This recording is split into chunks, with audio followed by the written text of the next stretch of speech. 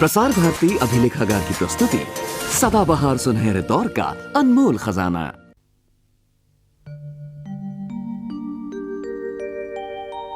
फूल शबनम में डूब जाते हैं,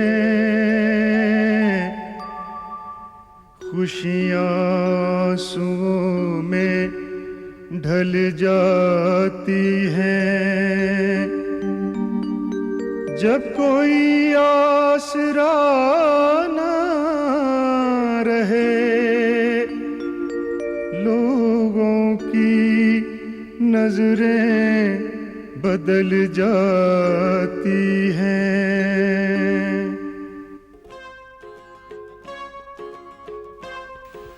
इस इमारत का नाम आसरा है। उन जरूरतमंद बच्चों का आसरा जो पढ़ने लिखने की आरजू तो रखते हैं, लेकिन उन्हें सहारा देने वाला कोई नहीं। जो जिंदगी में कुछ बनने की काबिलियत तो रखते हैं, लेकिन उन्हें राह दिखाने वाला कोई नहीं। ये उन बुजुर्गों का भी आसरा है जिनकी खुदगर्ज औलाद ने उन्हें अकेला और बेसहारा छोड़ दिया। ये उन बदनसीबों का भी आसरा है जिनको कुदरत के बेरहम हाथों ने जिंदगी के इस आखिरी हिस्से में उनके जिगर के टुकड़ों से महरूम कर दिया, और आसरा में रहते हुए इनको एक बार फिर अपनी जिंदगी का एक मकसद मिल गया। वो अपने गम और दुख को भूलकर इन बेसहारा बच्चों की परवरिश में मसरूफ हो गए, ताकि ये नन्ही कलियां खुशनुमा तरीके से खिल सकें। आसरा एक ऐसा गुलशन है जिसमें रहने वाले मजहब और जात पात की तंग दीवारों से ऊपर उठकर जीना सीखते हैं। इस गुलिस्तां की रूह रवां है प्रोफेसर दयाशंकर, एक ईमानदार और रहमदिल इंसान और अपने असूलों के पाबंद। दयाशंकर घर घर जाकर लोगों को प्रेरणा देते हैं कि वो इन ज़रूरतमंद बच्चों में से किसी एक को अडॉप्ट करें। इनमें से एक ऐसा ही बच्चा था शाहिद, जिसके माँ बाप एक हादसे में गुजर गए थे। दयाशंकर ने अपने एक अमीर दोस्त आत्माराम को उसे गोद लेने के लिए कहा। आत्माराम ने पहले तो बात मजाक में टालनी चाहिए, लेकिन फिर शाहिद को देखकर उसे रहम आ गया और उसने उसे अडॉप्ट कर लिया। बदकिस्मती से आत्माराम के अपने दोनों बेटे आवारा और अय्याश निकले, और कुछ ही सालों में तमाम दौलत ख़त्म हो गई और वो आत्माराम को बेसहारा और कर्जदार छोड़कर चले गए। शाहिद तब तक मेडिकल कॉलेज में दाखिल हो चुका था और उसे वजीफ़ा मिलने लगा था। आज वो डॉक्टर शाहिद है और न सिर्फ अपने मोहसिन आत्माराम को अपने पास रखता है, बल्कि अपने पिता की तरह उनकी सेवा और देखभाल करता है। इसके अलावा वो महीने में एक बार आकर आसरा के तमाम बच्चों और बुजुर्गों का चेकअप और इलाज करता है। आसरा के एक और वासी हैं सरदार मंगल सिंह, जो कि एक म्यूज़िक टीचर थे। इनका तमाम परिवार मजहबी दंगे फसाद में मारा गया था। कई साल वो इस सदमे से बेहाल रहे। फिर दयाशंकर उसे अपने पास ले आए और अब वो अपने गम और दुख को भूलकर इन छोटे छोटे बच्चों को संगीत की शिक्षा देते हैं।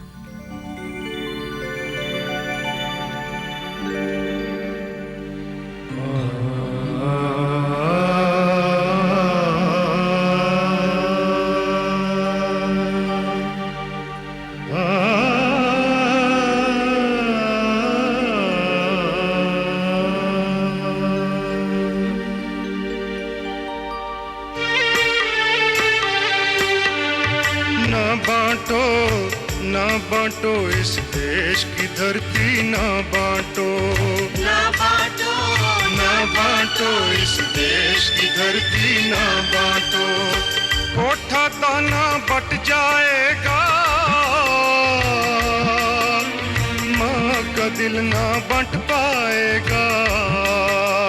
ना बांटो, ना बांटो इस देश की धरती, ना बांटो, ना बांटो, ना बांटो इस देश की धरती, ना बांटो। माँ के जायो माना बांटो, पीपल की ये छाना बांटो। खा के जायो माना बांटो, पीपल की ये छाना बांटो, रीति और संस्कार न बांटो,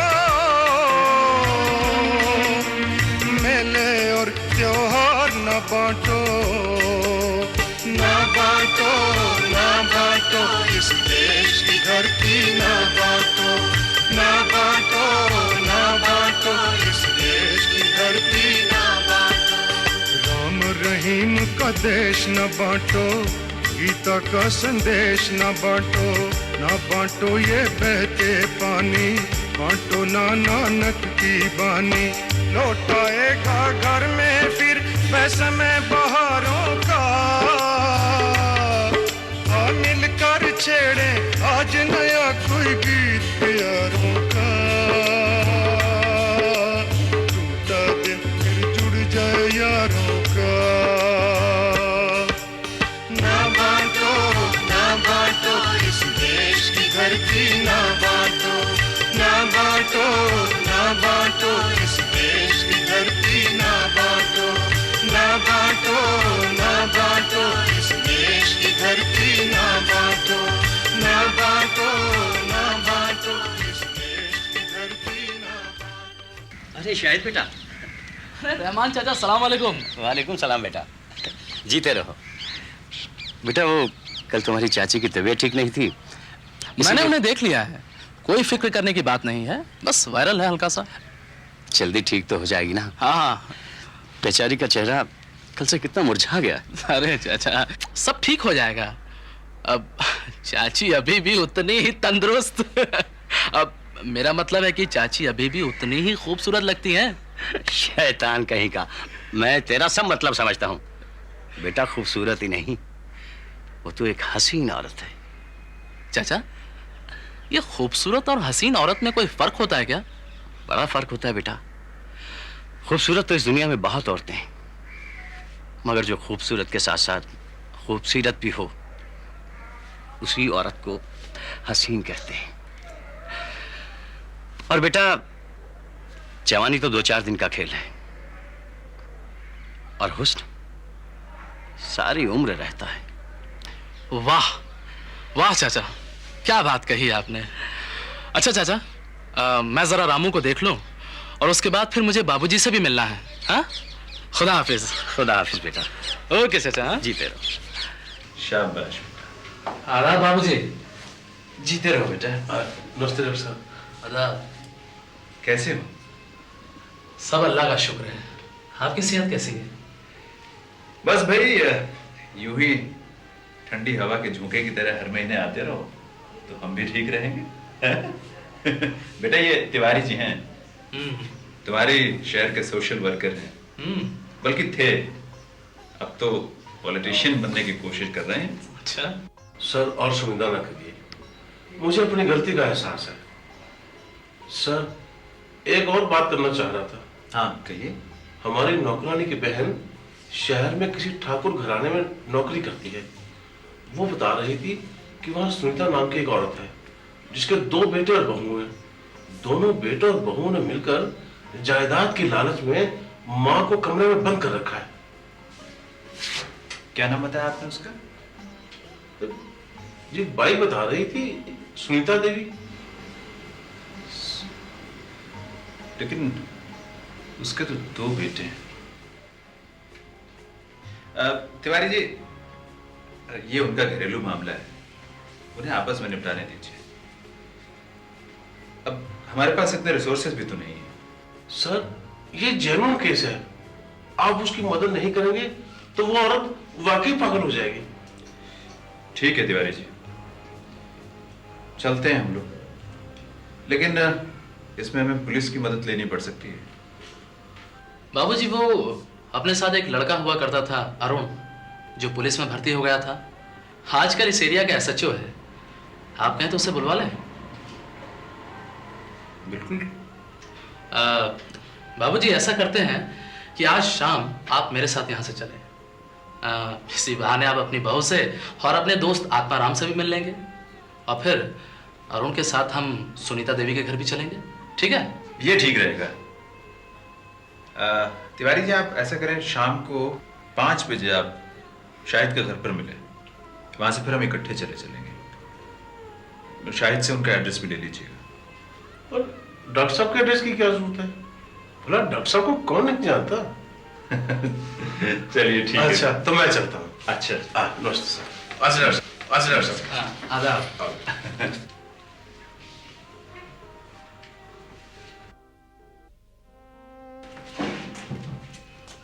क्या हो रहा है मालूम? क्या बात है? बाबूजी, आपकी अलमारी साफ कर रहा था, ये तस्वीर गिर गई और इसका शीशा टूट गया।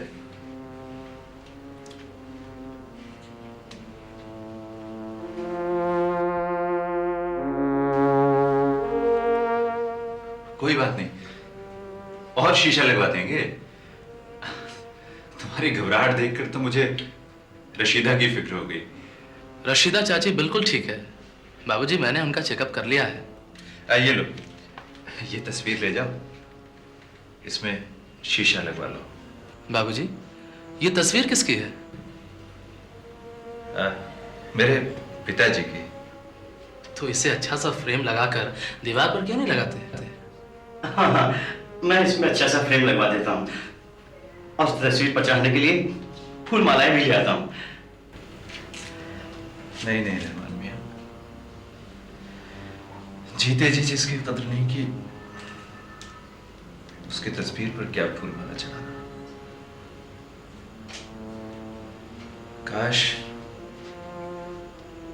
काश कि जो अकीदत और सेवा भाव हम अपने माँ बाप के मरने के बाद दिखाते हैं, उसका अगर थोड़ा सा भी हिस्सा उनके जीते जी दिखा सके तो कुछ दिन उनकी जिंदगी और जिल सकते थे।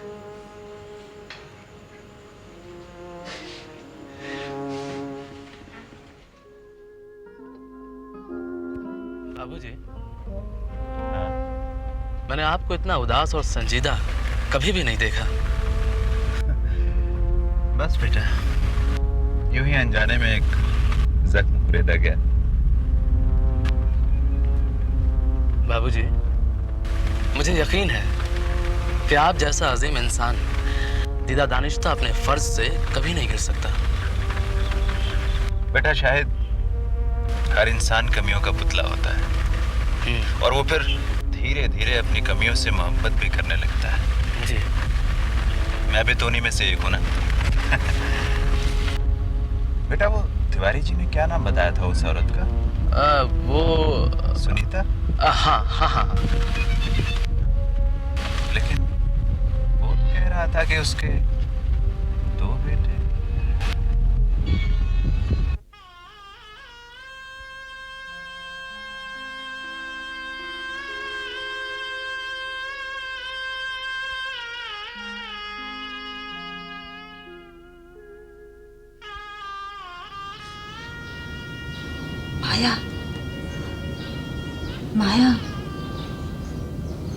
माया,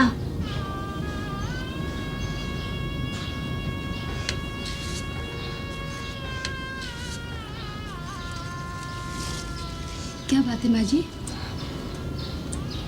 जरा ये दरवाजा खोल दे, मुझे सिर्फ थोड़ी देर के लिए बाहर जाना है। लेकिन माँ जी, दरवाजा बाहर से बंद है, ताला लगा हुआ है और चाबी बड़ी बहू के पास है।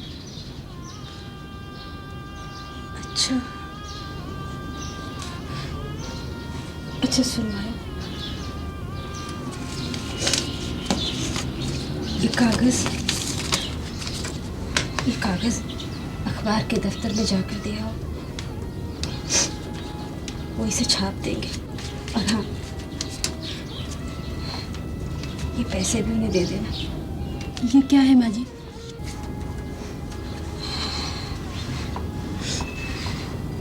मेरा एक बेटा था, राहुल।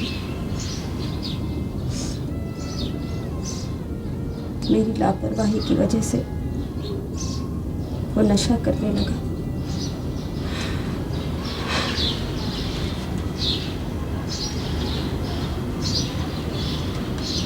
इन लोगों ने उसे घर से बेघर कर दिया। वो न जाने कहाँ चला गया।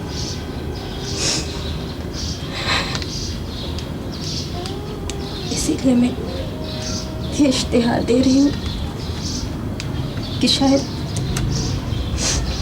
इसे पढ़कर वो घर लौट आए, कि उसकी माँ बड़ी मुसीबत में है। मदन, ये बुआ का इश्तिहार देखा तुमने जो कुसुम ने नौकरानी से छीना है? अरे भैया, इससे क्या फर्क पड़ता है? आखिर बुआ की जायदाद हमारे नाम हो चुकी है। अरे बेवकूफ, बुआ की विल में जायदाद के 3 हिस्से हैं, मेरा, तुम्हारा और राहुल का। और राहुल को अगर कोई सलाहकार मिल गया ना तो पूरी की पूरी जायदाद पर उसका हक बनता है। लेकिन भैया, बुआ की पावर ऑफ अटॉर्नी तो हमारे पास है। ये पुरखों की जायदाद है, हमारे बाप ने नहीं कमाई, वो कभी भी क्लेम कर सकता है। अरे भैया, अब राहुल कहां मिलेगा? ड्रग्स वगैरह खाता मर मरा गया होगा। कुसुम भाभी, निकालो इस नौकरानी को घर से। हाँ, नौकरानी को घर से निकाल दें तो घर का काम कौन करेगा? तुम्हारी बीवी तो रसोई में पाँव भी नहीं रखती। शाम को पार्टी है, मैंने उसे अच्छी तरह से डांट डपट दिया है। तो पार्टी के बाद निकाल देना। तो घर का काम कौन करेगा? तुम? मैं कोई घर की नौकरानी हूँ? बुआ जी से करा लो ना। अरे नहीं नहीं, बुआ जी को भी बंद ही रहने दो। अगर यहाँ से चली गई तो कोई नई मुसीबत खड़ी हो जाएगी। हाँ, ये भी ठीक है।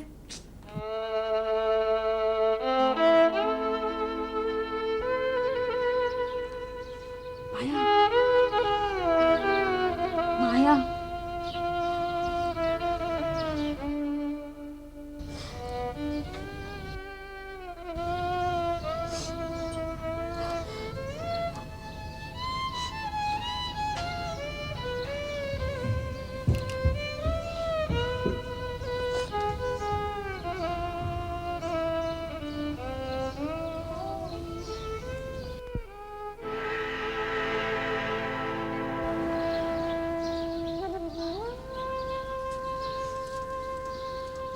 नहीं माँ जी, मुझे डर लगता है, कहीं पकड़ी गई तो।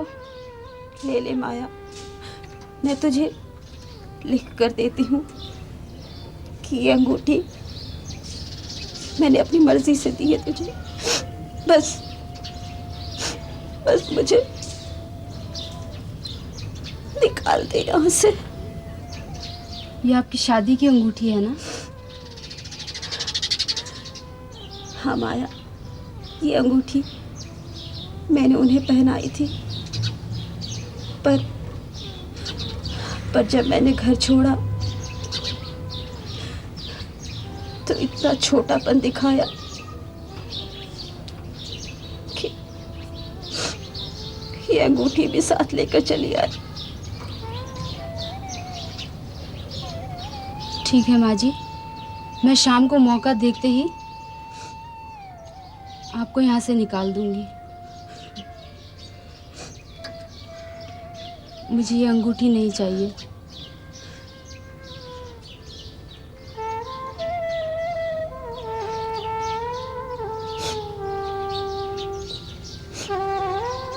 जीती रहो बेटी, जीती रहो। भगवान तुम्हारी हर मुराद पूरी करे।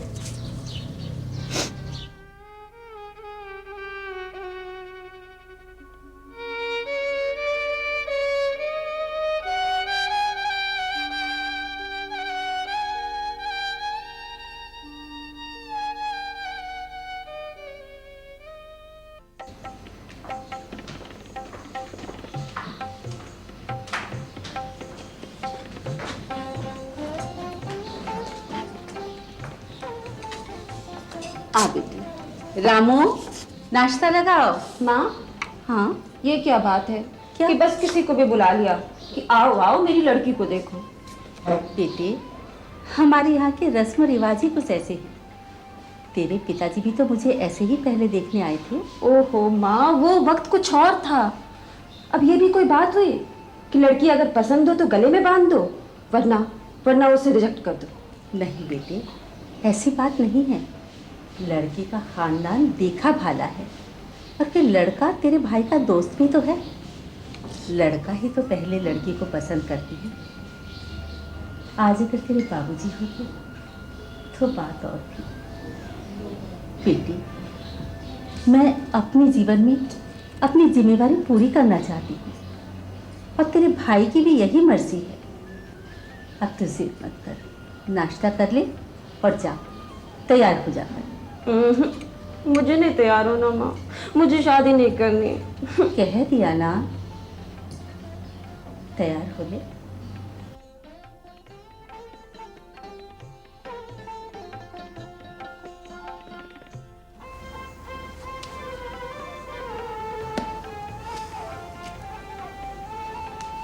जी नमस्ते।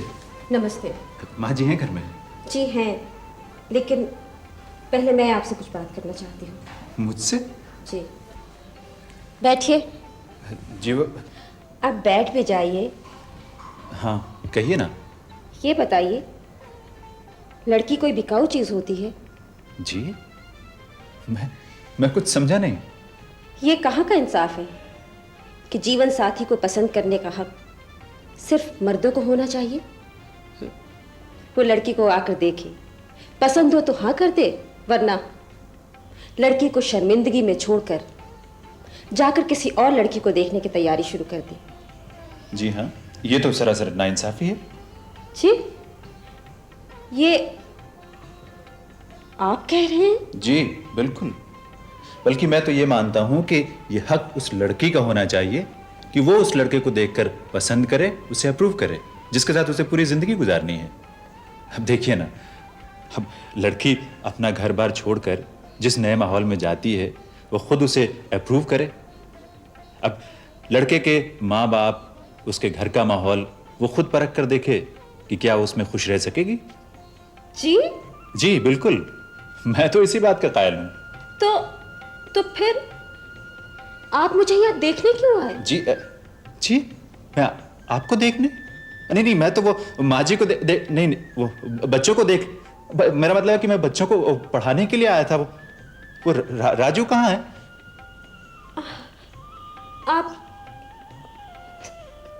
आप राजू की टीचर हैं? जी हाँ। जी मुझे लगा आप मुझे पढ़ाने, मुझे लगा आप मुझे देखने। Oh my God.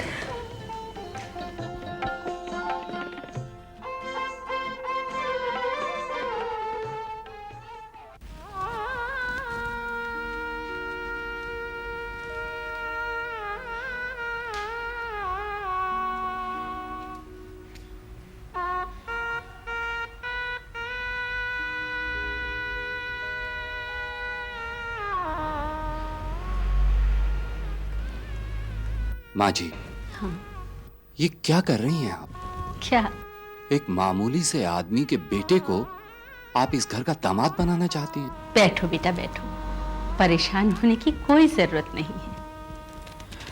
पेशा कोई भी छोटा या बड़ा नहीं होता, इंसान ही उसे छोटा बड़ा बनाती है। माँ ये सब किताबी बातें हैं। अच्छा माँ, एक बात बताइए, क्या ये मुमकिन नहीं कि उसके मन में सुनीता की जमीन जायदाद का लालच हो? नहीं बेटा नहीं, मैंने इस लड़के को अच्छी तरह परख कर देखा है। निहायत ही शरीफ और अच्छे स्वभाव का लड़का है, और फिर उसने तो ये पहली शर्त रखी है कि वो शादी में दहेज लेगा ही नहीं। और अब सुनीता भी तो बच्ची नहीं रही, वो उसे पसंद करती है, चाहने लगी है। और दया कोई क्लर्क तो नहीं, प्रोफेसर है। प्रोफेसर? तो इसका मतलब ये हुआ कि आप घर घर जाकर ट्यूशन पढ़ाने वाले एक मामूली से मास्टर को इस घर का दामाद बनाना चाहती हैं। बेटा, जो इंसान घर घर जाकर तालीम की रोशनी फैलाए वो छोटा नहीं होता। वो सब तो ठीक है माँ, लेकिन क्या आपने ये सोचा है कि सुनीता बचपन से जिस ऐशो आराम में पली है, क्या वो सब वहां? बेटा, किसी भी घर का अमीर होना इस बात की जमानत तो नहीं देता कि बेटी वहां जाकर भी खुश रहेगी। और फिर तुम्हारे पिताजी ने सुनीता के नाम शहर में मकान और जमीन जायदाद सब छोड़ रखी है ना। देखो बेटे, उसकी खुशी में ही अब हमारी खुशी है। ठीक है माँ, जैसा आप मुनासिब समझे। मुबारक हो आपको। तुम्हें भी मुबारक बेटे।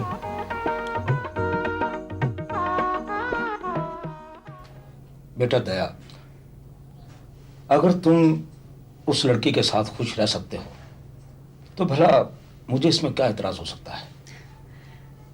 लेकिन बेटा, एक बात जरूर है, मैं चाहूंगा कि एक बार वो सब लोग हमारे यहाँ आए, खास तौर पर सुनीता, और अपने होने वाले घर को और यहाँ के रहन सहन को अच्छी तरह देख लें, तभी कुछ फैसला करें। पिताजी, सुनीता वैसे बहुत अच्छी लड़की है। बेटा, मोहब्बत एक ऐसा इम्तिहान है जिसमें लड़का और लड़की अपने पर्चे खुद ही मार करते हैं और दोनों ही आर्टिफिशियल होते हैं। दोनों ही अपने सबसे खूबसूरत पहलू एक दूसरे के सामने रखने की कोशिश करते हैं। पर बेटा, जब जिंदगी की असलियत सामने आती है ना, तो बहुत मायूसी होती है। बाबूजी, मैंने सुनीता को साफ साफ सब बता दिया कि हम बहुत मामूली हैसियत के लोग हैं। बेटे, मोहब्बत के नगमे की तरह ये बात भी सुनने में बहुत सुरीली लगती है, पर निभाने में उतनी ही तकलीफ होती है। बेटा, शादी दो घरानों के कल्चर, उनके रीति रिवाज, उनके रहन सहन का मिलाप होता है। बेटा, इसमें जितना भी कम फर्क होगा ना, उतना ही फायदा होगा और शादी का बंधन भी उतना ही मजबूत होगा। खैर, मुझे अपने बेटे की काबिलियत पर पूरा यकीन है, इसलिए जाओ बेटे, उनको यहाँ आने का न्योता दिया, जाओ। थैंक यू पिताजी, थैंक यू। मुबारक हो भैया।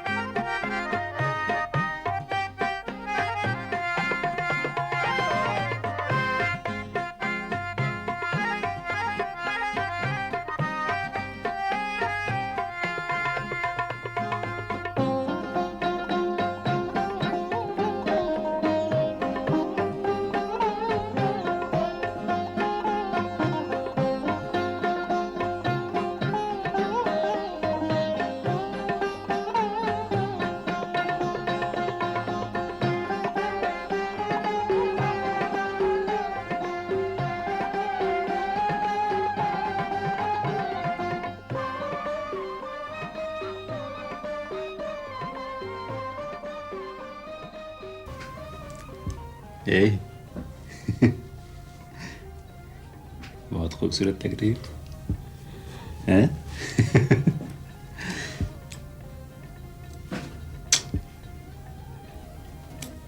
सुनीता,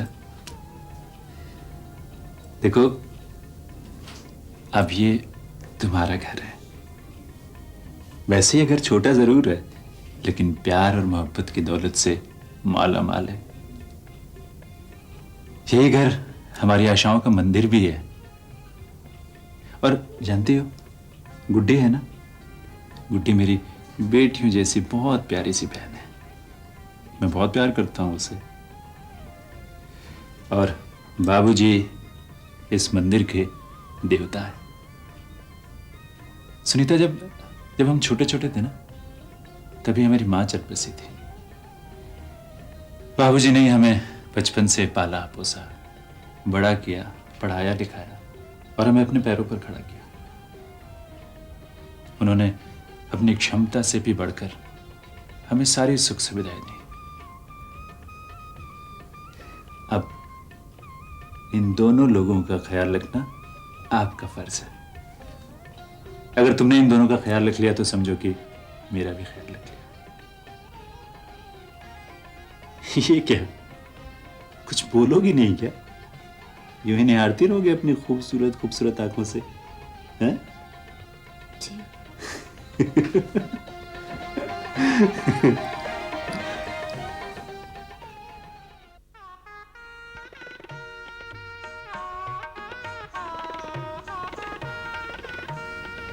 अरे भाई नौशाद, वो चेक्स और ये कागजात ले जाकर बैंक में जमा करा। ठीक है, अब चलो। नमस्ते भाई जी। अरे सुनीता, कैसे हो भाई? बढ़िया है जी। और सुना, माँ माँ माँ देखो सुनीता आई है। अरे सुनीता बेटी, जीती रहे बेटी, खुश रहे, जीते रहो बेटी। कैसे हो माँ? ठीक हूँ, तू कैसी है? अच्छी। अरे राज कैसे हो तुम लोग? चलो अपनी आंखें बंद करो, बंद करो। ये आपके लिए, नहीं ये आपके लिए, और ये राजा आपके लिए। पसंद आया? हम आपको अपना कमरा दिखाएं। बात तो कर ले, बात करने दो। जा बेटी जा, ये तेरा पीछा छोड़ने वाले नहीं है, जा ले। आओ भाई दया, बैठो। माँ बैठी।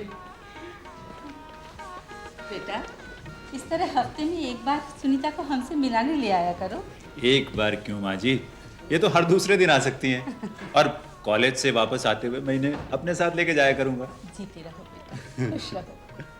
सुनीता को अपने भतीजे से बहुत लगाव है, हर बच्चे भी उसे बहुत मिस करते हैं। पर माँ जी, आप नहीं करती क्या? अच्छा हुआ दया जो आज तुम आए। आज रणधीर भी घर पर है, मुझे तुमसे एक जरूरी बात करनी है। हाँ कहिए ना माँ जी। बेटा, सुनीता के नाम उसके पिताजी ने 20 एकड़ जमीन और शहर वाला मकान लिखवा रखा है। मैं चाहती हूँ तुम मुझे एक दिन बैंक ले चलो, ताकि सारे कागजात मैं तुम्हारे सुपुर्द कर सकूं। तुम जानते हो बेटे, मेरी सेहत ठीक नहीं रहती, मैं अपने सर का बोझ उतारना चाहती हूँ बेटे। नहीं नहीं माँ जी, ऐसे ठीक नहीं लगता। और फिर वो हमारे पास हो, आपके पास हो, एक ही बात है। और फिर भाई जी भी तो हैं। माँ, हाँ बेटे। सुनीता की जमीन से जो अनाज और फल आया है वो मैं दया जी के लिए पैक करवा देता हूँ। नहीं नहीं भाई जी, यहाँ से पहले तो मैं कॉलेज जाऊंगा, और फिर अपना ही घर है, जब इच्छा होगी आकर खा लेंगे।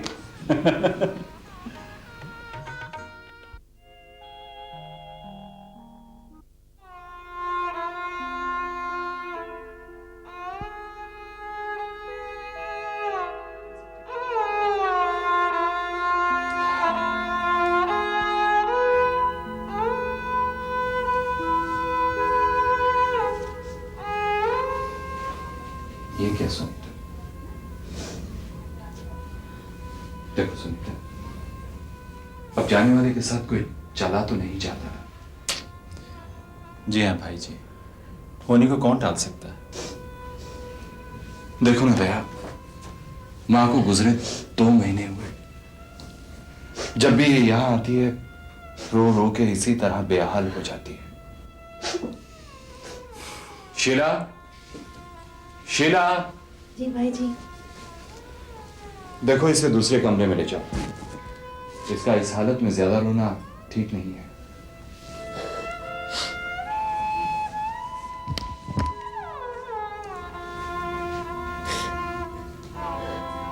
दया, सुनीता अभी एडवांस स्टेज में है, उसकी खुराक का खास ख्याल रखना। भाई जी, ये भी कोई कहने की बात है।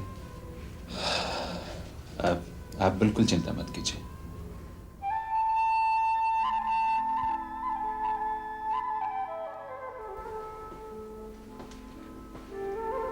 और भाई क्या हाल है हमारे शहजादे का? ठीक है भाई जी। और तुम कैसी हो? अच्छी हो। अब हमारा शहजादा हमारे पास आएगा, आएगा आएगा। ली ली ली ली ली ली ली। अच्छा भाई, इसके दादा इसके लिए क्या लाए? जी अभी तो कुछ भी नहीं दिया। कोई बात नहीं, कोई बात नहीं, पहले हम लाए हैं, आपके लिए लाए हैं ये सोने की चेन। हमारा शहजादा पहनेगा, पहनेगा ना? हाँ भैया, सबसे पहले मैं मुंह देखूंगी। हाँ, क्यों नहीं, क्यों नहीं। अरे वाह। नहीं गुड्डी, इससे बच्चे को इन्फेक्शन हो जाती है। अरे कुछ भी नहीं होता सुनीता, ले जाने दो इसे, ये उसकी बुआ है। आजा आजा आजा आजा प्याला बेटा। संभाल के भाई। कितना क्यूट है ना। देखिए पिताजी कितना सुंदर है। अरे अरे अरे अरे अरे अरे अरे जीते रहो बेटे, जीते रहो। अब मैं इसके साथ ही खेलूंगी। आजा आजा।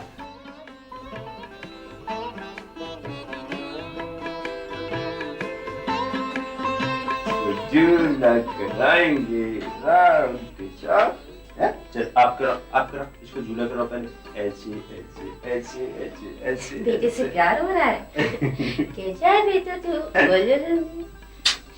सुनो, मैंने तुम्हें इतना प्यारा सा बेटा दिया है, तुम मुझे क्या दे रहे हो? एक बेटी भी दे दो, जो कहोगे ले दूंगा। बातों में तो तुमसे कोई भी नहीं जीत सकता। अच्छा सुनो, मेरे लिए एक सोने का सेट बनवा दो ना। इतने सारे जेवर तो हैं सुनीता तुम्हारे पास। अब अभी डिलीवरी पर भी तो कितना खर्च हुआ। फिलहाल तो देखो गुड्डी की शादी के लिए पैसे इकट्ठे करने हैं ना। अच्छा फिर ठीक है, घर के लिए कुछ सामान ले आते हैं। चलो कुछ फर्नीचर्स ले आते हैं, घर में लोग आते जाते हैं, अच्छा नहीं लगता। अभी नहीं, पहले गुड्डी की शादी हो जाए फिर। तुम बड़े वो हो ना गुड्डी, अब तुम बड़ी हो गई हो, कोई बच्चे नहीं हो। दरवाजा खटखटा कर अंदर आया करो। सुनीता सॉरी भैया। रुको गुड्डी, क्या बात है बोलो। कुछ नहीं भैया, वो पिताजी है ना, इंतजार कर रहे हैं आप दोनों का नाश्ते के लिए।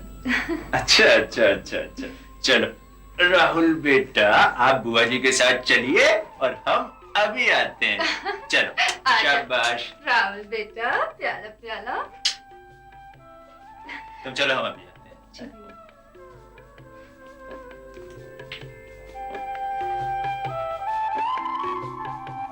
अरे हमारा राजा बेटा तो सो गया। बहू जी पिताजी। इसे काला टीका लगा दिया करो, कभी किसी की नजर ना लग जाए। जी लीजिए ना, और लीजिए ना। नहीं बस ठीक है। बहू ठाकुर साहब कैसे हैं? अच्छे हैं। बहुत दिनों से उनसे मुलाकात नहीं हुई। जी सोचता हूँ कभी जाकर मिला उनसे। हाँ जरूर। पिताजी पिताजी पिताजी पिताजी। अरे ये देखिए भैया हमारे लिए क्या लेकर आए हैं। बता दूं भैया, भाभी को और पिताजी को बताओ। अरे दिखाओ तो सही। Tang Tang. ये देखिए भैया हमारे लिए कितनी खूबसूरत साड़ी लेकर आए हैं। भाई वाह, ये तो बहुत खूबसूरत साड़ी है। अच्छी है ना भाभी? पर बेटा दया, इतनी कीमती साड़ी लाने की क्या जरूरत थी? बाबूजी ये तो इसका हक है। और अब इसके लिए नहीं लाकर दूंगा तो और भला किसके लिए दूंगा? हैं? क्यों गुड्डी?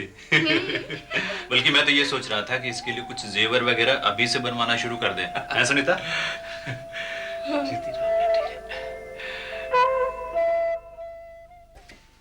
बुआ के साथ जाएगा? गुड्डी? जी भैया।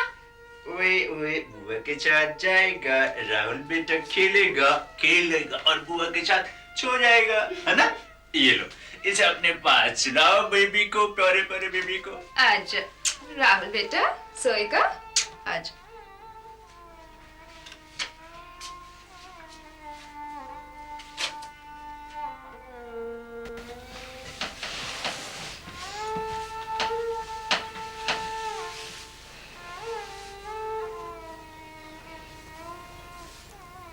मुझे नहीं मालूम था कि आपको नाराज होना भी आता है। आपको क्या फर्क पड़ता है? आपके लिए तो मैं इस घर की लास्ट प्रायोरिटी हूँ। ये सिर्फ तुम्हारा ख्याल है। तो आपका क्या ख्याल है, हम भी तो जाने। मेरा तो ख्याल ये है कि तुम मेरी जिंदगी का सबसे हसीन सपना हो, और मेरा जी करता है कि दुनिया की सारी खुशियां तुम्हारे कदमों में लाकर डाल दूं। झूठे कहीं के। सच कहता हूं सुनीता, देखो गुड्डी हमारी साझी जिम्मेदारी है। एक बार ये जिम्मेदारी पूरी हो जाए, उसके बाद तुम जो कहोगी मैं वो लाकर दूंगा। प्रॉमिस? हाँ प्रॉमिस।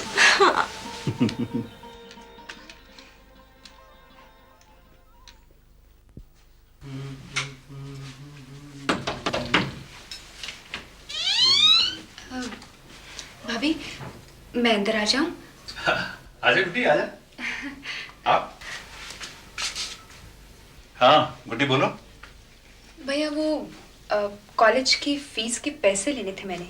अच्छा 1 मिनट रुको।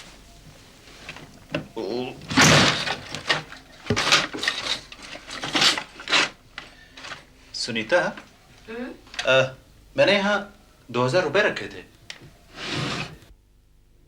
वो मैंने ले लिए थे। लेकिन घर के खर्च के लिए तो मैंने तुम्हें पहले ही पैसे दिए थे। और ये पैसे तो गुड्डी की फीस और मेरे ऑफिस खर्च के लिए थे। मेरे भाई के भी 2 बेटे हैं, उन्हें भी राहुल के पैदा होने पर कुछ देना था कि नहीं?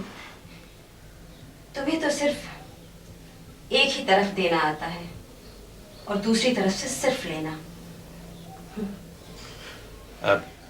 गुड्डी मैं शाम को ऑफिस से आते हुए ना बैंक से निकाल कर पैसे ले आऊंगा, ठीक है? तुम कल फीस दे देना अपनी। जी भैया।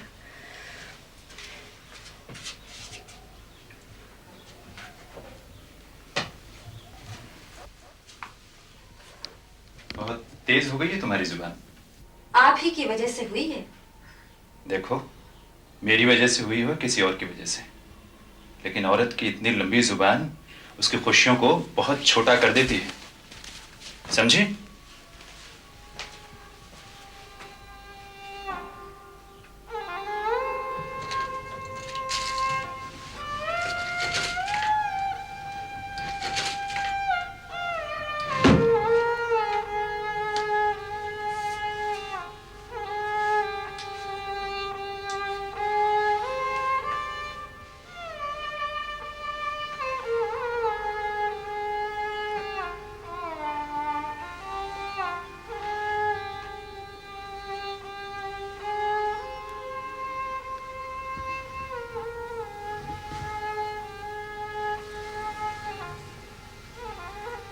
सोने दो मुझे, मेरे सिर में दर्द हो रहा है।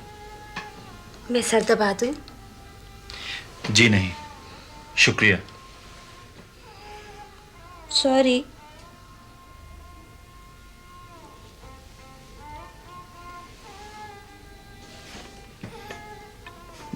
सुनीता, देखो, दूर जाने में एक पल का समय लगता है, लेकिन पास आने में बहुत वक्त लग जाता है। सुनीता,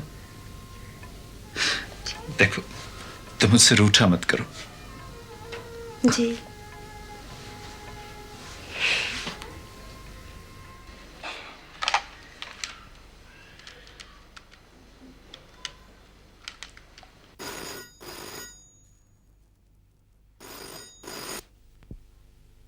हेलो। हाँ सुनीता। भाई जी नमस्ते। अरे भाई, कैसी है हमारी बहन? अच्छी हूँ भाई जी। दया कहाँ है? जी वो कॉलेज गए हैं। सुनीता, दरअसल मुझे तुमसे कुछ जरूरी बात करनी है। इस वक्त तुम्हारे आसपास तो कोई नहीं है? जी? जी नहीं। सुनीता, वो माँ की विल के बारे में तुमसे पूछना था। हम लोग रजिस्ट्री करवा रहे हैं और तुम तो जानती हो कि बंगला और जमीन के कागजात तुम्हारे नाम हैं। बताओ उनका क्या करें? भाई जी, अभी आप उसे अपने पास ही रहने दें, इनके सामने कभी उसका जिक्र ना करें। आजकल तो इन लोगों पर गुड्डी की शादी का भूत सवार है। आजकल इन्हें पैसों की बहुत ज़रूरत है, इसीलिए आप उन्हें अपने पास ही रहने दें। खैर छोड़िए, सब तो होता ही रहता है। और राज और मदन कैसे हैं भाई जी? भाई, राज और मदन तो बिल्कुल ठीक हैं, तुम्हें बहुत याद करते हैं। अच्छा तो ठीक है सुनीता, तुम एक काम करो, फिर पावर ऑफ अटॉर्नी मेरे नाम लिख दो। अच्छा ठीक है, आप बनवा लीजिए, मैं दस्तखत कर दूंगी। और हाँ, राज और मदन को मेरा बहुत बहुत प्यार कहिएगा।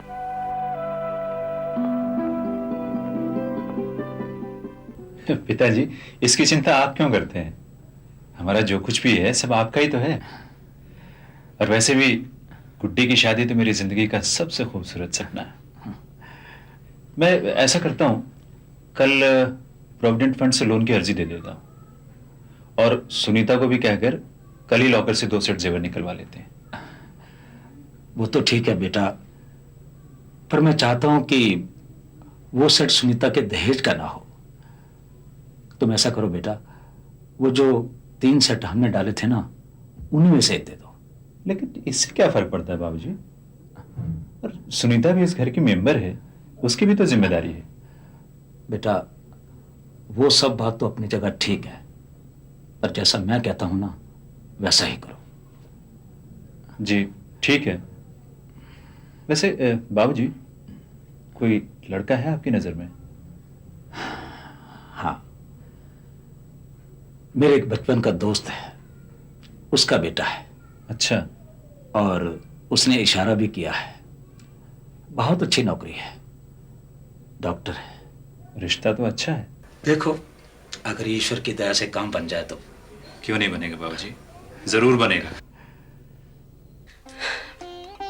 ओहो, मैं तुम्हें कैसे समझाऊं? जो जेवर औरत को शादी में डाला जाता है, चाहे वो मायके की तरफ से हो या ससुराल की तरफ से, वो स्त्री धन कहलाता है। मैं अपना जेवर किसी को नहीं दूंगी। शादी के बाद आज तक तुमने मुझे एक अंगूठी तक बनवा कर नहीं दी। इतना दिल क्यों छोटा करती हो सुनीता? तुम्हें और बनवा दूंगा। कब और कहां से? अपनी इस तनख्वाह से जिस पर सब लोगों की नजर रहती है। सुनीता, आखिर किस चीज की कमी है तुम्हें? इतना सब कुछ तो है तुम्हारे पास, इतनी जमीन है, जायदाद है, और फिर देखो गुड्डी भी तो आखिर। ओह, तो आप लोगों की नजर मेरी जमीन जायदाद पर है। आहिस्ता बोलो, अगर वो लोग सुन लेंगे तो क्या कहेंगे? अब 1 हफ्ते बाद ही तो गुड्डी की शादी है। इतने कम समय में मैं और कोई बंदोबस्त नहीं कर सकता सुनीता। देखो हम ऐसा करते हैं, परसों जाकर लॉकर से जेवर निकलवा लाते हैं।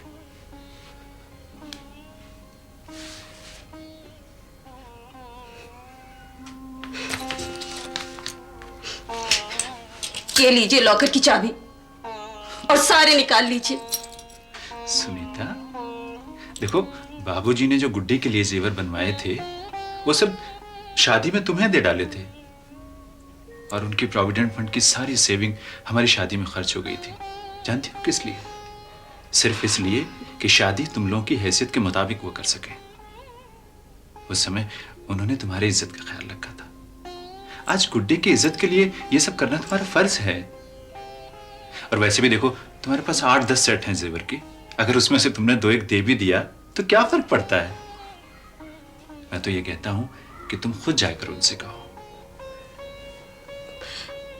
अब अपने पांव में मैं खुद कुल्हाड़ी तो मार नहीं सकती। कोई भी औरत अपना जेवर किसी को नहीं देती। तो ठीक है, अपने जेवर मत दो, लेकिन बाबूजी ने तुम्हें जो डाले थे उसमें से दे दो।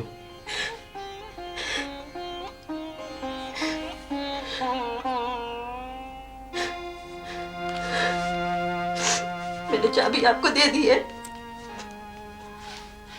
अब सारे दे दीजिए,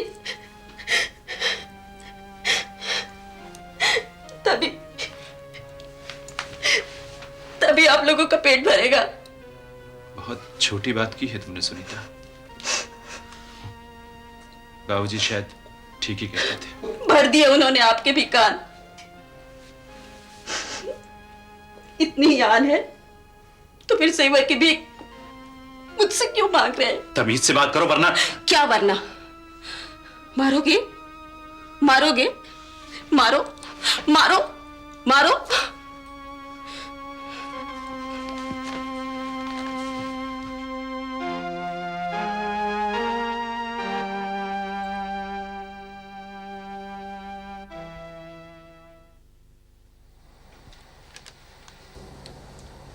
दया बेटे,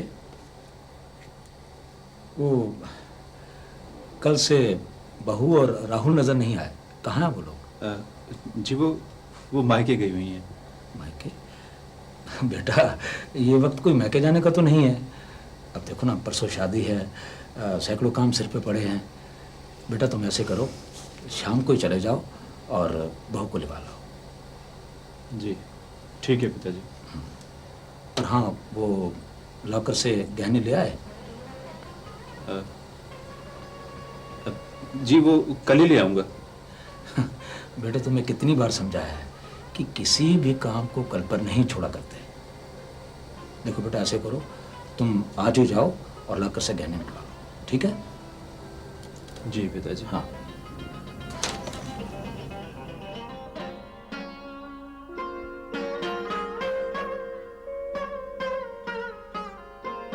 देखो दया, अगर शादी करानी ही थी तो पहले गृहस्थी चलाने का तरीका सीख लेते।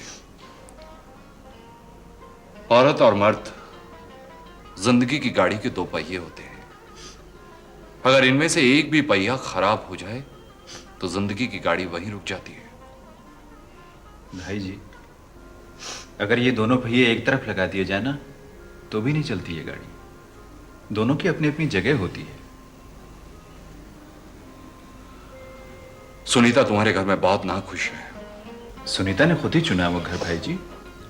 अब ये उसका घर नहीं है, वही है।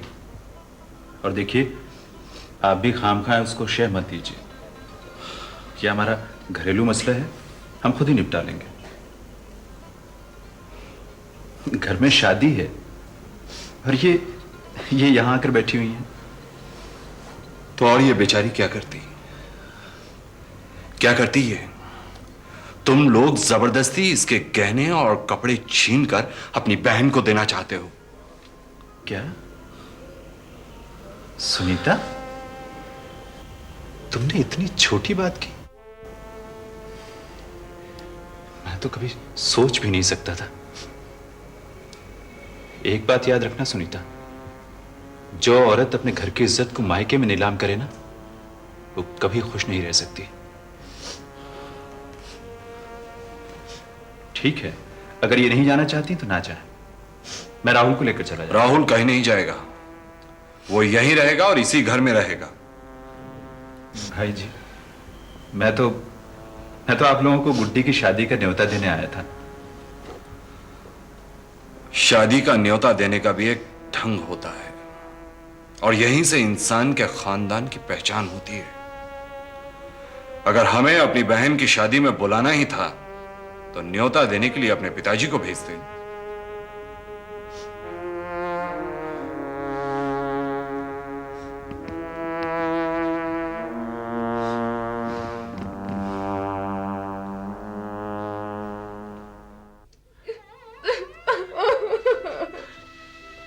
गुड्डी, क्या बात है? क्या हुआ? रो मत बेटा, तुम्हारा बाप अभी जिंदा है। मेरे होते हुए तुम्हारी आंखों में आंसू अच्छे नहीं लगते बेटा, मत रो।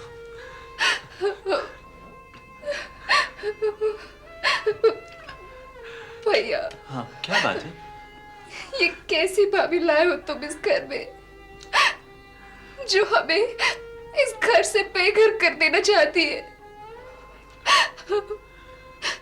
उस दिन मैंने भाभी को सुना था, फोन पे अपने भाई जी से कह रही थी कि कब ये बला अपने ससुराल जाएगी और कब इस बला से छुटकारा मिलेगा।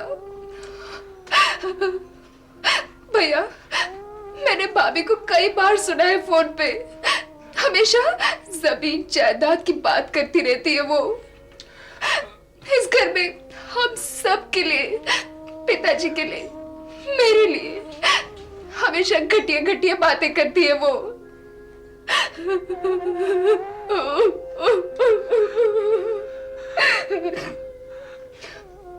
लेकिन भैया, ये सब बातें आपको सुनाकर मैं आपको दुखी नहीं करना चाहती भैया।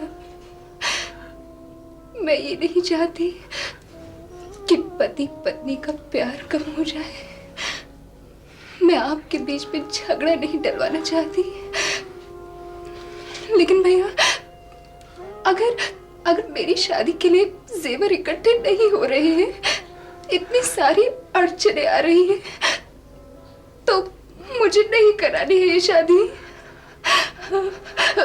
सच भैया, कभी कभी मुझे लगता है कि मैं इस घर पे पिताजी पर, आप पर बोझ सी हो गई हूँ। ना गुड्डी, ऐसा मत कह। सब ठीक हो जाएगा। नहीं नहीं बेटा, रो मत, सब ठीक हो जाएगा। बस बेटा बस बस।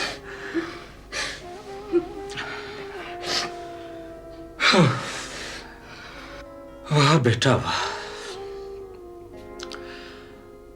तुमने अपना जीवन साथी चुनने में बहुत ही बचपने और जल्दबाजी से काम लिया। बेटा, तुम्हारी इस बेवकूफी की सजा तुम्हारे साथ साथ सारा घर भुगत रहा है। बुजुर्गों ने ठीक ही कहा कि औलाद से जितनी ज्यादा उम्मीद रखोगे उतनी ही तकलीफ पाओगे। पिताजी, पिताजी,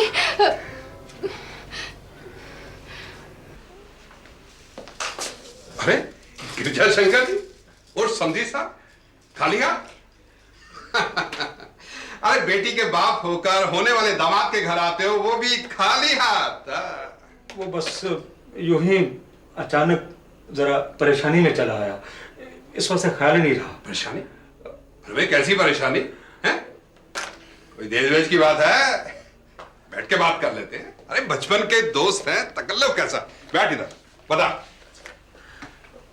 वो बात यह है ब्रिज की, मैं गुड्डी का ब्याह इतनी जल्दी नहीं कर पाऊंगा। पर क्यों? बस वैसे ही कुछ पैसों का बंदोबस्त नहीं हो पाया। ओह अच्छा अच्छा, ये बात है। ठीक है, कोई बात नहीं।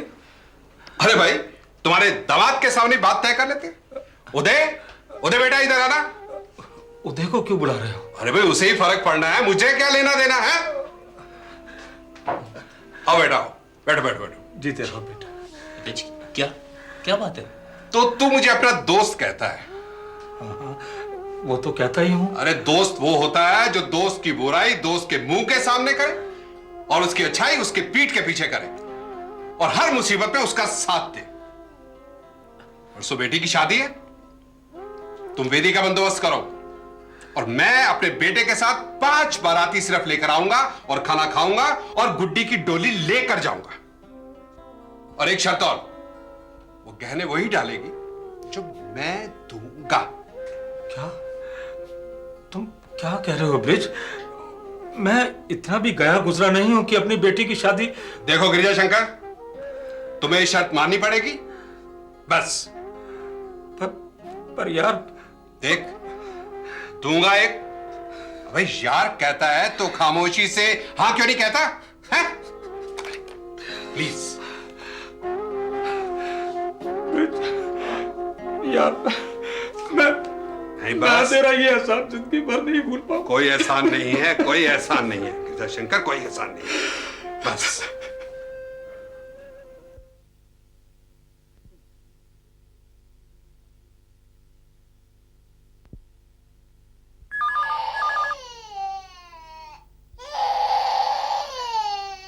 आया, आया, राहुल क्यों रो रहा है? बुआ राज ने उसकी चॉकलेट छीन लिया, वो इसलिए रो रहा।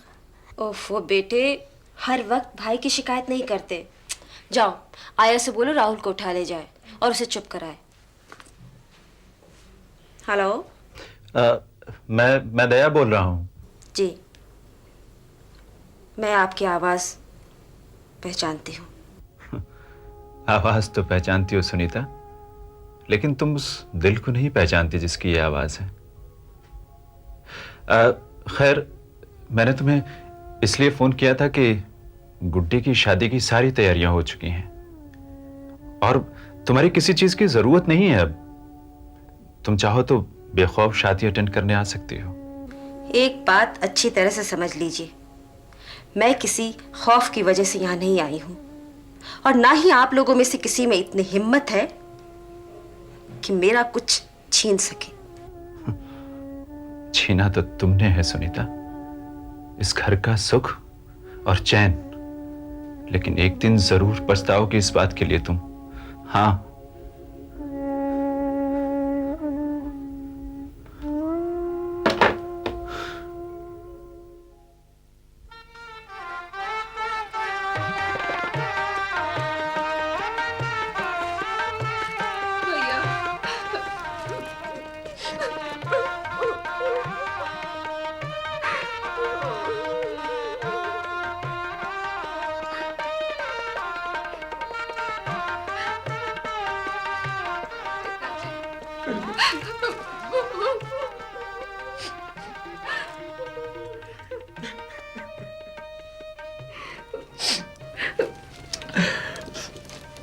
मेरी बच्ची, जब कोई लड़की अच्छा काम करती है तो उसकी खुशबू सबसे पहले उसके माँ बाप तक आती है, और जब कोई गलत काम करती है तो उसकी बदबू सबसे पहले समाज को आती है। मेरी बच्ची, उस घर की इज्जत और मान मर्यादा का ख्याल रखो।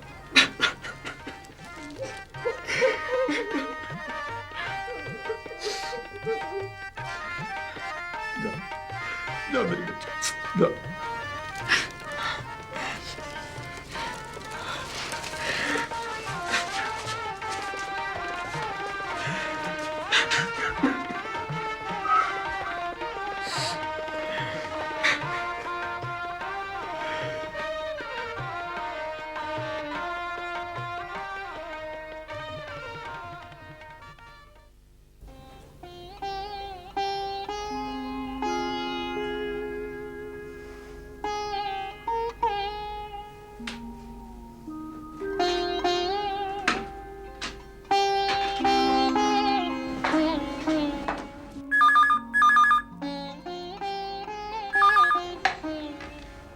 Hello hello. देखिए, अगर आप बात करना चाहते हैं तो बात कीजिए।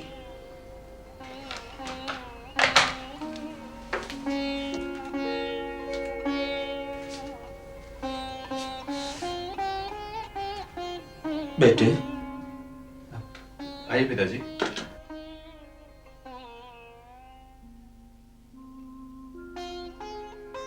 आज तुम कॉलेज नहीं गए? तुम्हारी तबीयत तो ठीक है ना? जी हाँ पिताजी, मैं बिल्कुल ठीक हूँ। बेटे, मुझसे तुम्हारी उदासी बर्दाश्त नहीं होती।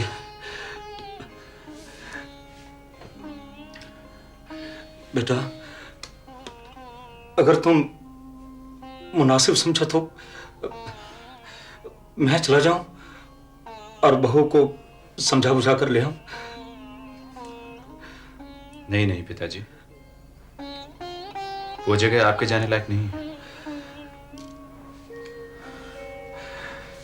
पिताजी, मैं बिल्कुल ठीक हूं। आप जाकर आराम कीजिए। हाँ ठीक है बेटा, जैसा तुम ठीक समझो।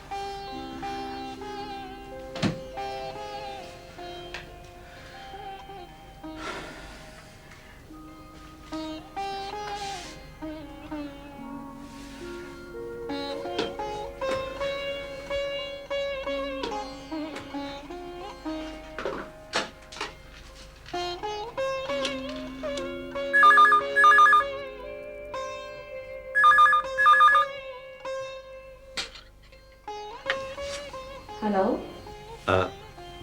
मैं दया बोल रहा हूँ। अभी थोड़ी देर पहले भी आपने ही फोन किया था। हाँ। क्या बात है? सुनीता, अब तो वो बला भी घर से चली गई। अब तो तुम अपने घर वापस लौट आओ। कौन सा घर? किसका घर? वो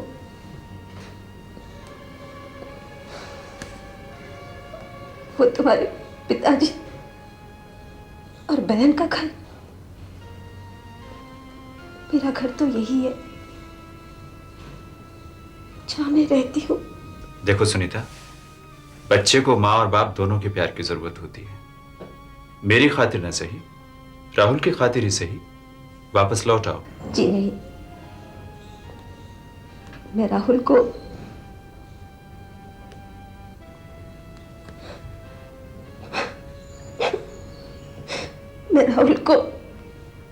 माँ और बाप दोनों का प्यार दे सकती हूँ।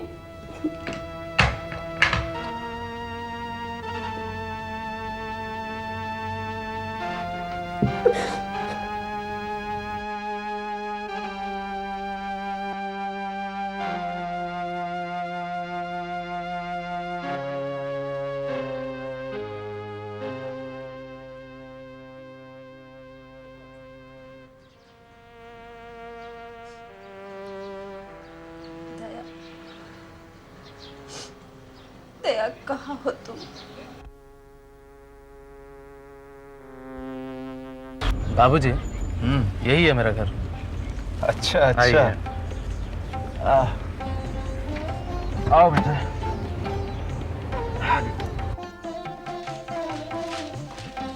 आइए बाबूजी। नमस्कार पंडित जी, नमस्कार। कैसे हैं आप? आपकी करवाई हुई नेकियों का फल खा रहे हैं। सब ऊपर वाले की मेहरबानी। हाँ। तुम कैसे हो? बस जी, दया है आपकी। तुम हमारे बेटे शाहिद की शादी में भी नहीं आए। दरअसल हुआ यूं कि उस समय मुझे एग्जामिनर बनकर कहीं बाहर जाना पड़ा, मजबूरी थी। लेकिन अब तो आ गया हूं भाई। हैं? कहाँ है बहू, कहाँ है? नगमा, आओ बेटे आओ। जीते रहो, खुश रहो। ये रखो बेटा। नहीं बाबूजी, ये नहीं। नहीं नहीं बेटा, रखो, शगुन के पैसे हैं, ये कौन सी ज्यादा रकम है? जी नहीं। ले लो नगमा, ये मेरे गुरु पिता है। आपकी दुआएं हमारे लिए सब कुछ है बाबूजी, इसकी कोई जरूरत नहीं। जीते रहो बेटा। जी शुक्रिया। आओ बैठो।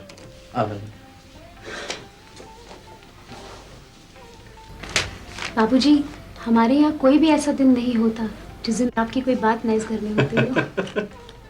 भाई बहू तो बहुत अच्छी अच्छी बातें करती है। बाबूजी, आशीर्वाद के रूप में जिंदगी में काम आने वाली कोई अच्छी सी नसीहत नगमा को भी दीजिए। बेटा तुम लोग तो खुद ही पढ़े लिखे सयाने समझदार बच्चे हो।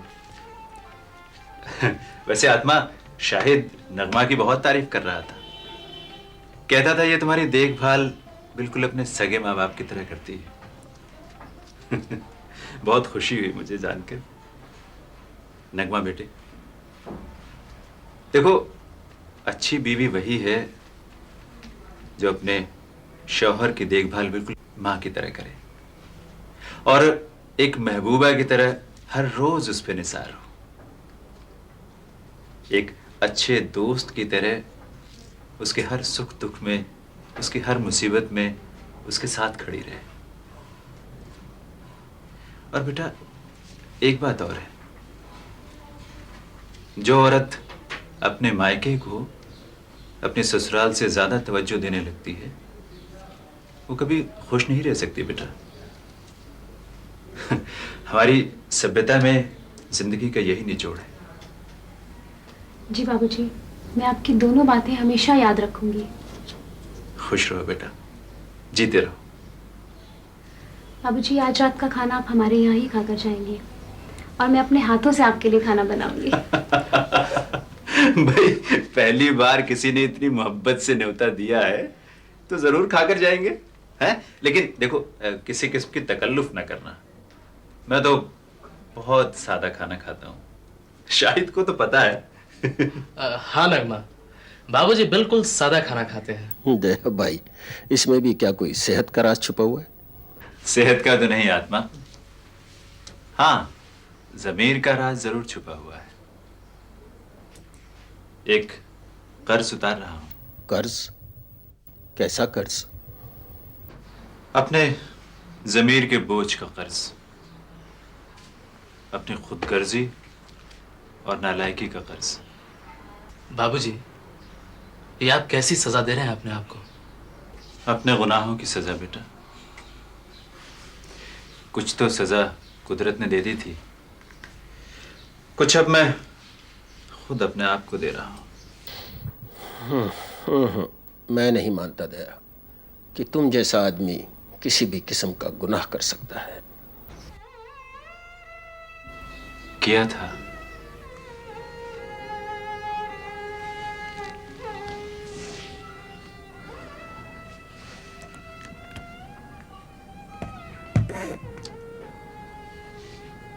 दया बेटे,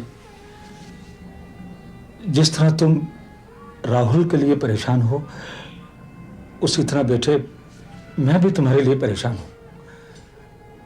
ना तुम कुछ खाते पीते हो, ना तुम सोते हो, ना ही तुम नौकरी पर जाते हो। बेटे, मियाँ बीवी में ये छोटे मोटे झगड़े होते ही रहते हैं। अगर तुम मेरी बात मानो तो जाकर बहू को ले आओ। आप क्या समझते हैं, मैं बच्चा हूं, बेवकूफ हूं मैं। कितनी बार जाकर वहां अपनी बेइज्जती करवा चुका हूं। तो बेटे फिर अपने दिल पर काबू रखो। चंद दिनों के लिए मायके जाना बहुत अच्छा लगता है, पर ज्यादा दिनों के बाद कोई भी भाभी अपनी ननद को बर्दाश्त नहीं कर सकती। कुछ दिनों के बाद उसे स्वयं अकल आ जाएगी। पिताजी, लेक्चर देना बहुत आसान बात है, लेकिन जिसके ऊपर बीत रही होती है उससे पूछ कर देखिए। और आपने तो उस दिन गुड्डी के सामने ही कह दिया कि मेरी बेवकूफियों की सजा ये सारा घर भुगत रहा है। मैं भी तो कह सकता था कि आप लोगों की वजह से मेरी जिंदगी बर्बाद होगी। 22 दिन हो गए हैं आज सुनीता को यहां से गए हुए। ये दिन मैंने कैसे बिताए हैं ये सब मुझे मालूम है। शाबाश बेटा, शाबाश। क्या तुमने कभी मुझसे भी पूछा कि मैंने अपनी जिंदगी के 22 बरस तुम्हारी मां के बगैर कैसे काटे?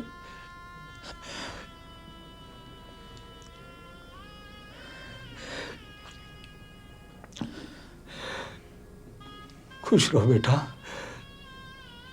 जीते रहो।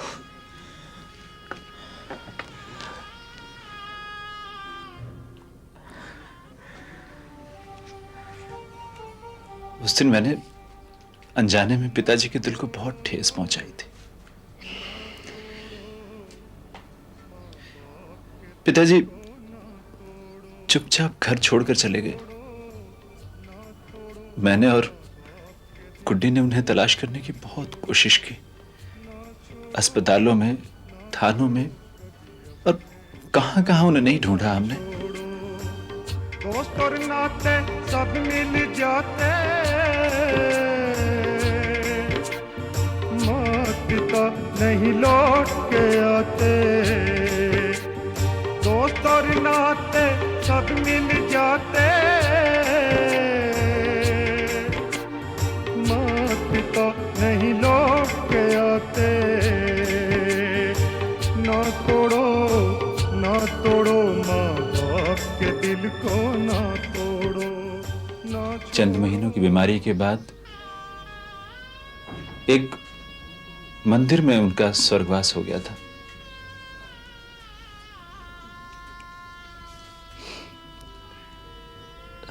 अपने आखिरी खत में गुड्डी को उन्होंने लिखा था कि दया की यही सजा है कि मेरी मौत की खबर उसे मेरी क्रियाक्रम के बाद पता चले।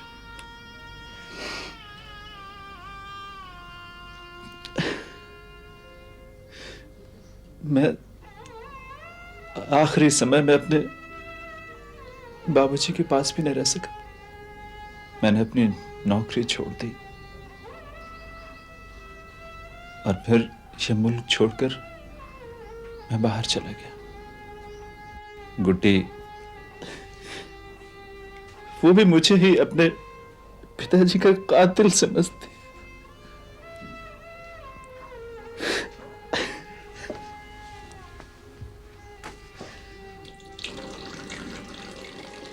लाऊं कहां से वक्त का वो गुमशुदा चेहरा, देखा था जिसमें मैंने भी एक ख्वाब सुनहरा।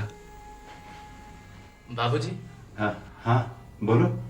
वो इंस्पेक्टर अरुण और तिवारी जी आए हैं। तुम चलो, मैं अभी आ रहा हूं। जी।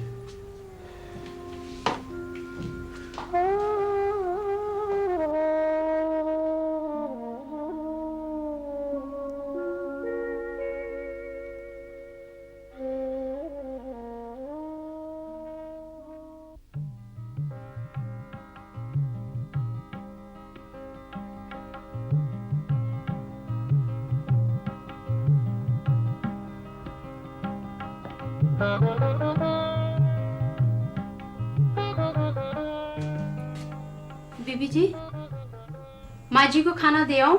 हाँ दे दो। पर वहां तो ताला लगा हुआ है। चाबी अखबार के नीचे पड़ी है, जाओ ले लो। और हाँ, ध्यान से दरवाजा बंद करके चाबी वापस वहीं रख देना, ठीक है? जी अच्छा।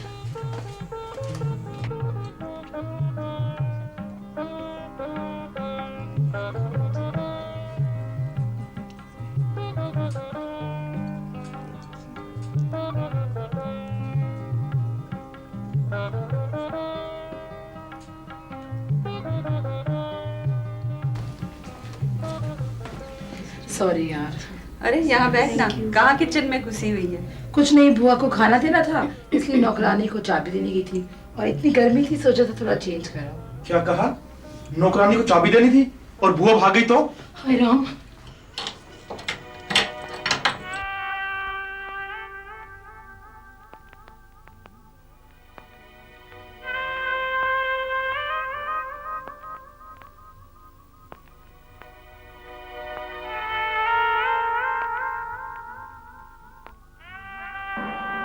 पकड़ो पकड़ो, बुआ भाग गई, पकड़ो। क्या? बुआ भाग गई? पकड़ो।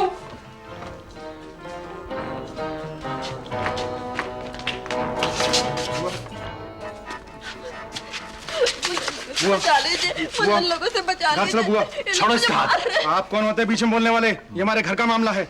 मैं इसका पति हूँ। चलो आप लोग मेरे साथ।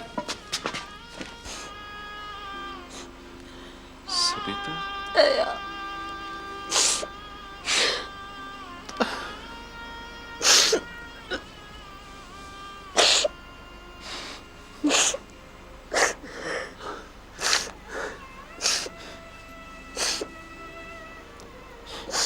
क्या इसी कैद के लिए अपना घर छोड़कर आई थी? हैं?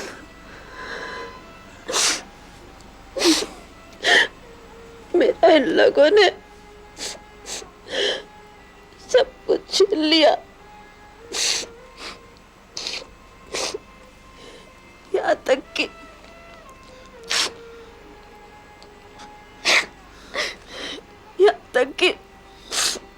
मेरे बेटे राहुल को। क्या हुआ राहुल को? कहाँ है वो? कहाँ है राहुल? मेरी लापरवाही और इनकी ज्यादतियों की वजह से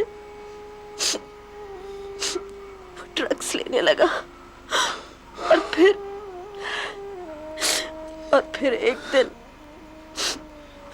घर छोड़कर न जाने कहाँ चला गया। मुझे इन लोगों ने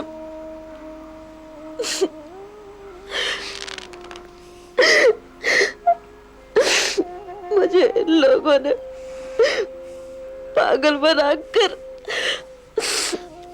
अंदर बंद कर दिया। मैं इसे ढूंढ भी न सकी।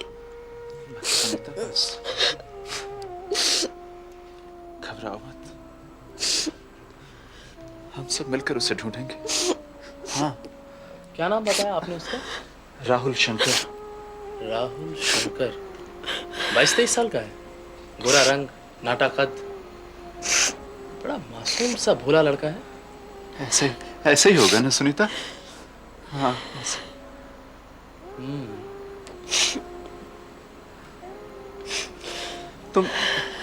तुम जानते हो उसे?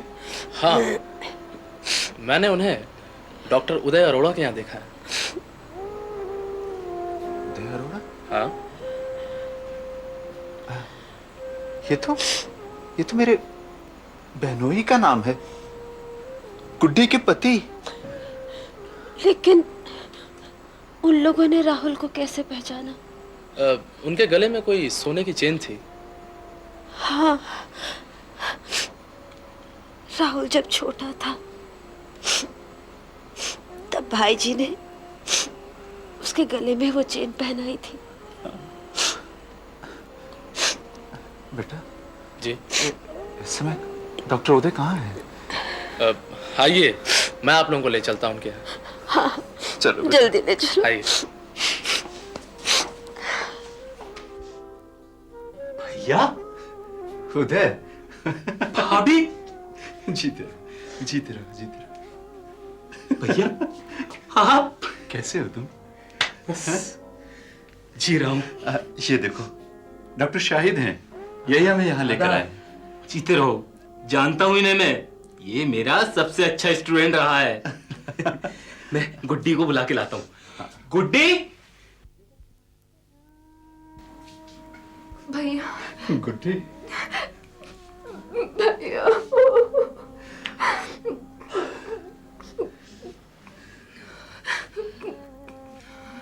मुझसे इतनी नफरत थी तो राहुल को क्यों रखा अपने पास? है? इसलिए भैया क्योंकि वो मेरा भतीजा है। भैया आप मेरे कसूरवार हैं भैया, आप मेरे गुनहगार हैं। लेकिन मैंने अपने गुनाहों की बहुत सजा पा ली है गुड्डी। भैया तुम मुझे माफ नहीं करोगे? भैया सच तो ये है कि ये सिर्फ ऊपर से देखने में आपसे नाराज है, मगर अंदर से बहुत रोती रही है आपके लिए, बहुत रोती रही है ये। गुड्डी,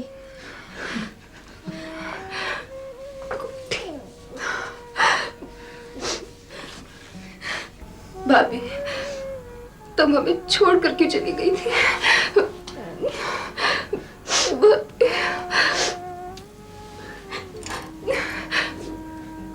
गुड्डी, असली गुनाहगार तो मैं हूँ। मुझे माफ कर दो। नहीं भाभी, मुझे माफ कर दो। भाभी